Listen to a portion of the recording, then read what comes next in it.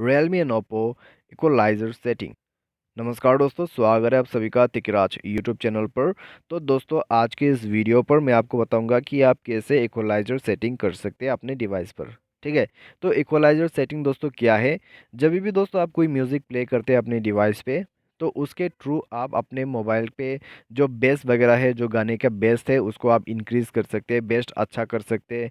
ठीक है, आप गाने को मिक्सचर दे सकते हैं बहुत ही अच्छे तरीके से। तो वो है इक्वलाइजर सेटिंग। तो कहाँ पर जाना है, कैसे करना है, आज की इस वीडियो पर मैं आपको ये बताने वाला हूँ। तो चलिए वीडियो को देर ना करते हुए शुरू करते हैं।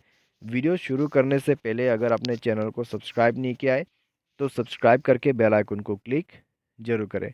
यदि आप ऑनलाइन पैसा कमाना चाहते हैं तो वीडियो डिस्क्रिप्शन पर लिंक मिल जाएगा। तो चलिए शुरू करते हैं। सबसे पहले तो हमें जाना है मोबाइल के सेटिंग पर, लेकिन दोस्तों उससे पहले भी आपको एक काम करना है, ईयरफोन को प्लग कर लीजिए। नेक्स्ट में आपको जाना है नीचे की तरफ, साउंड एंड वाइब्रेशन के आपको क्लिक करना है। साउंड एंड वाइब्रेशन पर जाने के बाद आपको मिलेगा इस तरह का इंटरफेस। तो आपको दोस्तों यहाँ पर रियल साउंड टेक्नोलॉजी उसमें जाना है, इसको इनेबल कर देना है, रियल एचडी साउंड।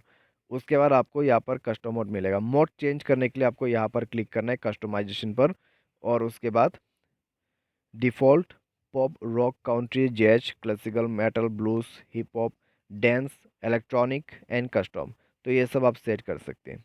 ठीक है, कस्टम सेट करने से आपको क्या होगा, आप खुद इसको सेट कर सकते हैं। ठीक है, आप देख सकते हैं। लेकिन अगर आप रॉक यूज़ करते हैं तो ये जो है दोस्तों कुछ इस प्रकार का रहेगा, और अगर आप कुछ भी चेंजेस करते हैं तो वो कस्टम बन जाएगा। ठीक है।